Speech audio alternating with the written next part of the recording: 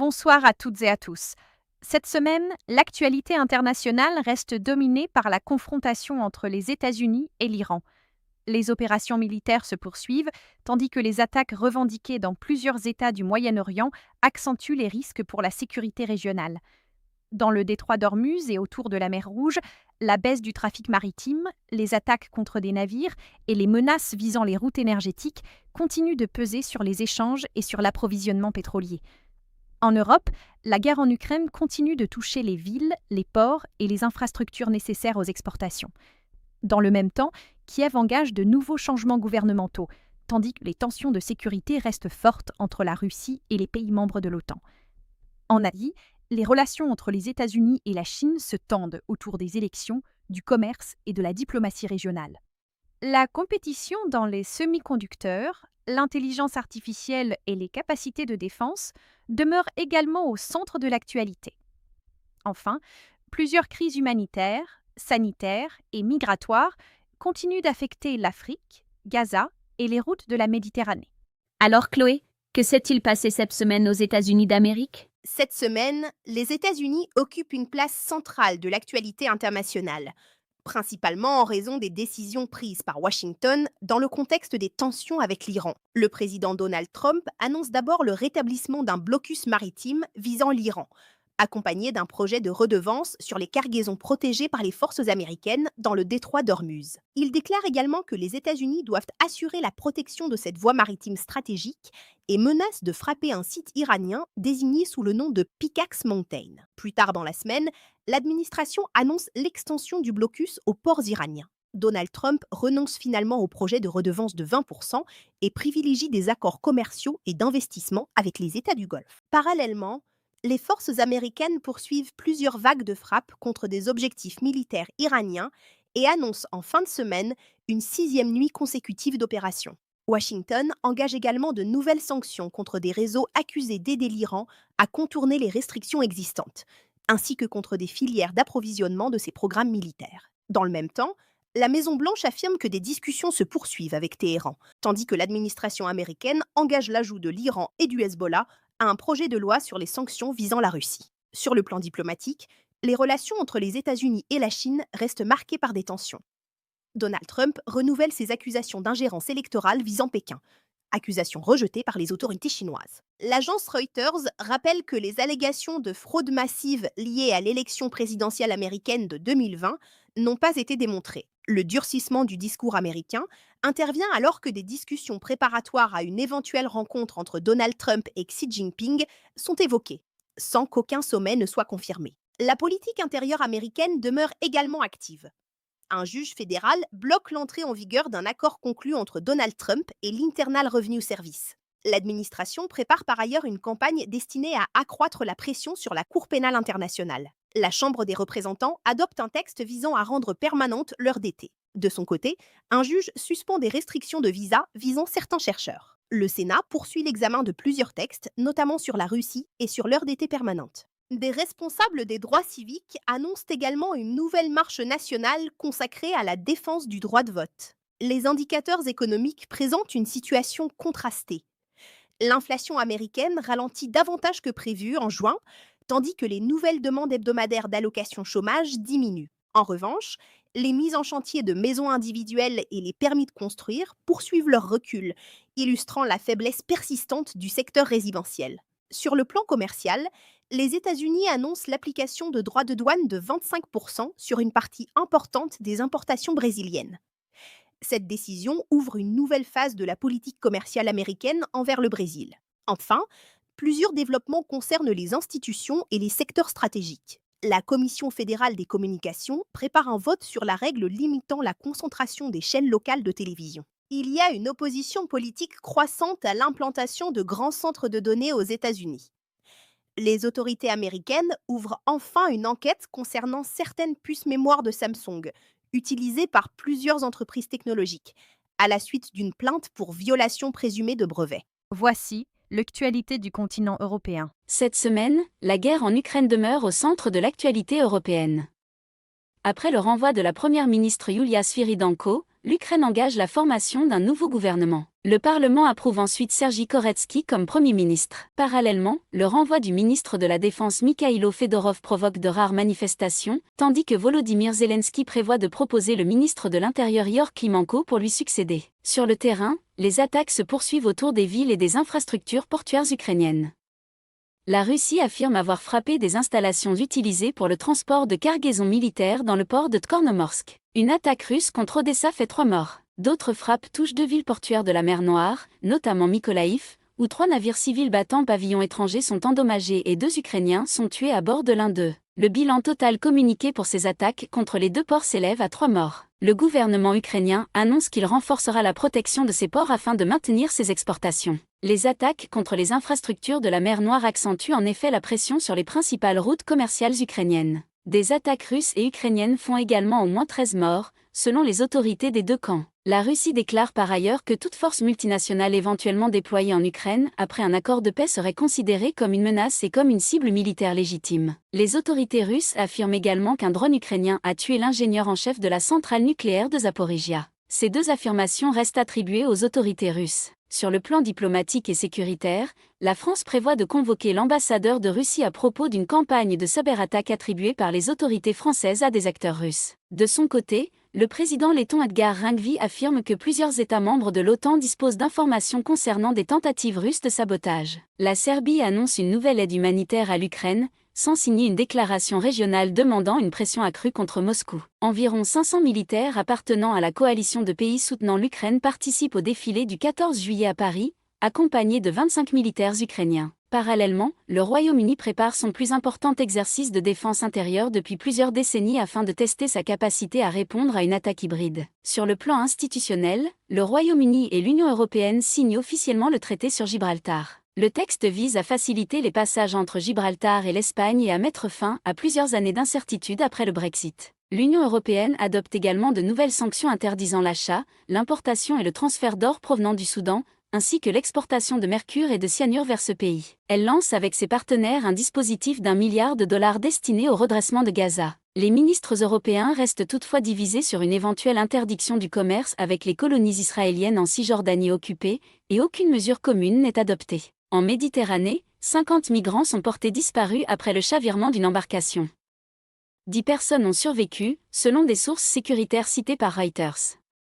À ce stade, les personnes disparues ne sont pas officiellement déclarées mortes. Enfin, Intel annonce un investissement de 5,7 milliards de dollars, soit environ 5 milliards d'euros, dans son site de Leixlip, en Irlande. Cet investissement doit moderniser les capacités de production et soutenir les besoins liés à l'intelligence artificielle et au calcul à haute performance. En France, les pompiers poursuivent également leurs opérations contre l'incendie de la forêt de Fontainebleau. Et en Afrique, Mia, quelle nouvelle marquante? En République démocratique du Congo, les autorités créent un conseil consultatif chargé d'aider les institutions nationales à documenter les atrocités commises dans l'est du pays. Ce conseil a également pour mission de favoriser leur reconnaissance juridique et de soutenir les démarches de réparation en faveur des victimes des conflits. Au Soudan, les ministres des Affaires étrangères du G7 et la chef de la diplomatie de l'Union européenne appellent les forces de soutien rapide et leurs alliés à mettre fin aux attaques autour d'El Obeid.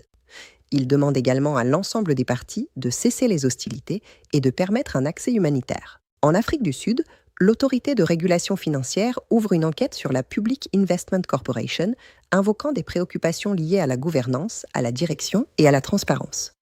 Dans ce contexte, le directeur financier Batandois Damoyi est nommé directeur général par intérim après la suspension de Patrick Dlamini. Au Ghana, le gouvernement approuve une réforme de la législation minière avant sa présentation au Parlement. Cette réforme vise à renforcer la surveillance du secteur, à accroître les revenus publics et à limiter l'exploitation minière illégale. Toujours en Afrique du Sud, Amazon Lio conclut un accord avec l'opérateur Aerotel afin de lancer en 2027 un service d'Internet par satellite en orbite basse destiné notamment aux communautés rurales insuffisamment desservies. Enfin, au Sénégal, le gouvernement devrait choisir Lazare comme conseiller financier sur les questions de dette, selon une source proche du dossier citée par Reuters. Cette nomination n'était toutefois pas encore officiellement finalisée au cours de la période couverte. Concernant l'Amérique latine, Au Venezuela, les autorités portent à 4 829 morts le bilan des 2 séismes survenus en juin. Ce nouveau bilan officiel remplace celui de 4 734 morts, communiqué la veille, sans qu'une ventilation territoriale ou une vérification indépendante ne soit précisée. Par ailleurs, les États-Unis appliquent de nouveaux droits de douane à plusieurs catégories de produits brésiliens. Les secteurs concernés comprennent notamment les meubles, l'éthanol, les machines, les chaussures et le sucre, tandis que la liste complète des produits et les effets économiques chiffrés ne sont pas précisés. Dans le même temps, l'annonce de droits de douane américains de 25% s'impose comme un thème majeur de la campagne présidentielle au Brésil. Les candidats s'accusent mutuellement d'avoir provoqué ou mal géré cette crise commerciale sans que les conséquences électorales futures soient connues à ce stade. Au Pérou, le Congrès approuve une augmentation budgétaire de 2,8 milliards de dollars. Ces fonds sont notamment destinés aux infrastructures, aux services essentiels et aux mesures de protection contre les fortes pluies liées au phénomène El Niño, tandis que la répartition détaillée et le calendrier d'exécution ne sont pas précisés. Au Mexique, la présidente Claudia Sheinbaum rejette comme infondés les propos du directeur de la DEA, affirmant l'existence d'un lien entre le gouvernement mexicain et les cartels de la drogue. Les accusations, comme leur réfutation, restent attribuées aux responsables concernés et leur véracité n'est pas établie. Enfin, l'agence Reuters rapporte que les retombées économiques de la Coupe du Monde sont restées inférieures aux attentes au Mexique. Banorte estime la contribution au PIB entre 0,4 et 0,5%. Banamex évalue l'impact total à environ 2 milliards de dollars, avec environ 100 000 emplois temporaires. Ces estimations demeurent attribuées aux institutions citées. Et maintenant, tournons-nous vers l'Asie avec Méline.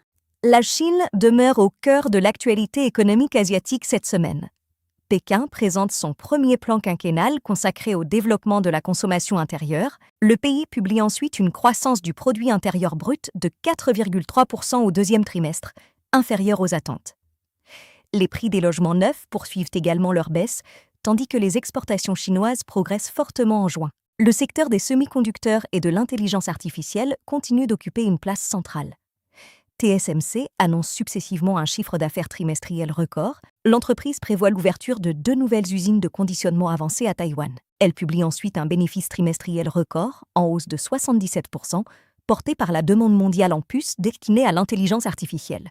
En Chine, Changxin Memory Technologies prépare une importante introduction en bourse. DeepSeek atteint une valorisation implicite d'environ 52 milliards de dollars, tandis que Moonshot présente un modèle d'intelligence artificielle de 2800 milliards de paramètres. En fin de semaine, une forte baisse des valeurs des semi-conducteurs entraîne les marchés asiatiques, puis les marchés mondiaux. L'Inde poursuit le renforcement de sa politique industrielle et commerciale.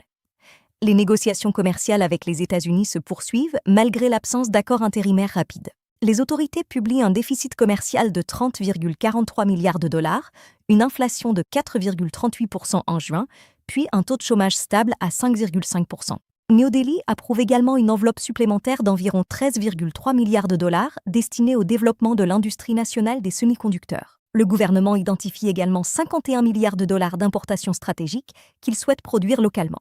Sur le plan de la sécurité, Reuters révèle que des documents liés à la centrale nucléaire indienne de Kudankulam figurent parmi des données exposées lors d'une fuite informatique, sans signaler de prise de contrôle opérationnel des installations. Les enquêteurs poursuivent également leurs investigations sur l'accident d'Air India.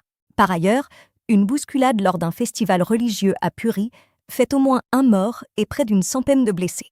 Dans le reste de la région, la Banque de Corée relève son taux directeur à 2,75%, tandis que le gouvernement sud-coréen avait auparavant relevé sa prévision de croissance pour 2026. Taïwan présente un programme de 210 milliards de dollars taïwanais consacré au développement de drones de surveillance et de défense. Le Fonds monétaire international poursuit également ses discussions avec le Bangladesh sur un programme financier. Parallèlement, l'envoyé spécial de l'ASEAN annonce la poursuite de ses échanges avec les différentes parties au conflit en Birmanie. La Nouvelle-Zélande et les Fidji renouvellent enfin leur partenariat régional jusqu'en 2030. Enfin, les tensions diplomatiques restent vives entre Pékin et plusieurs partenaires occidentaux.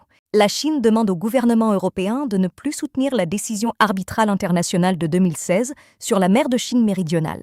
Elle menace de prendre des contre-mesures face aux nouvelles règles américaines sur les visas. Pékin suit également les discussions préparatoires à un éventuel sommet entre Donald Trump et Xi Jinping. Qu'en est-il du Proche-Orient, Karim ? Au Moyen-Orient, Les opérations militaires entre les États-Unis et l'Iran se poursuivent tout au long de la semaine.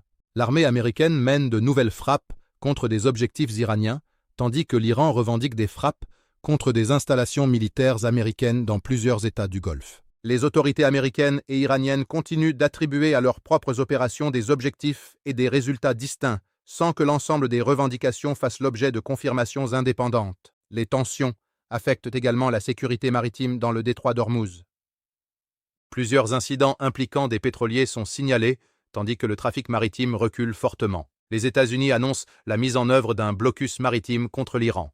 Washington présente également un projet de redevance applicable à certaines cargaisons protégées dans le détroit. Ces décisions interviennent dans un contexte de fortes inquiétudes concernant la sécurité de la navigation et l'approvisionnement énergétique international. Sur le plan humanitaire, l'Union européenne et plusieurs partenaires lancent un dispositif d'1 milliard de dollars destiné au redressement de Gaza. Parallèlement, un responsable des Nations Unies accuse le Hamas d'entraver la distribution de l'aide humanitaire dans l'enclave. Cette accusation demeure explicitement attribuée à son auteur. Les ministres européens poursuivent par ailleurs leurs discussions sur d'éventuelles restrictions commerciales visant les colonies israéliennes en Cisjordanie. Si une interdiction recueille davantage de soutien que les autres options examinées, aucune position commune n'est adoptée à ce stade, les États membres restant divisés. Au Yémen, le mouvement Houthi annonce des tirs de missiles en direction de l'Arabie saoudite après avoir accusé le royaume d'avoir bombardé un aéroport sous son contrôle. De son côté, la coalition dirigée par l'Arabie saoudite affirme avoir intercepté ces missiles. Enfin, un incident de sécurité maritime est signalé au large d'Aden, où un pétrolier indique avoir été approché par 6 petites embarcations.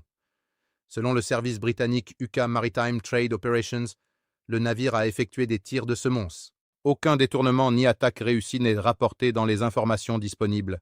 Pour ne rien rater de la suite, abonnez-vous.